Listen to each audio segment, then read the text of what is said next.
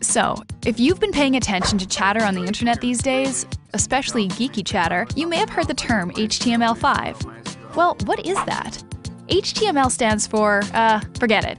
But it's the behind-the-scenes coding language that makes us able to see stuff online. Since the original HTML was invented with the web over 20 years ago, it has gone through many updates, but it's been more than a decade since the last one, and in web terms, that's pretty much forever. I mean, like 10 years ago, we all still loved our digital watches. Oh wow, a calculator! So HTML has been a few steps behind changes on the web for quite some time. For example, when video came along, there was no way to integrate it naturally into HTML, so different companies developed their own video players to work around it. These worked okay, but they were all external plugins, meaning that you had to download them, and this was, well, annoying and potentially risky. HTML5 is adding capabilities to deal with this stuff, like video, right into its code, so that plugins hopefully won't be necessary. And there's plans to add a bunch more cool stuff that previously was tricky or even impossible to implement with HTML alone.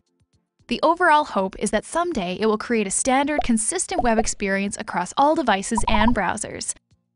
HTML5 is still being developed, and as of early 2012 isn't 100% finalized, but the browsers are starting to implement some of its features, and together they are working hard to get HTML5 fully ready for, someday in the future.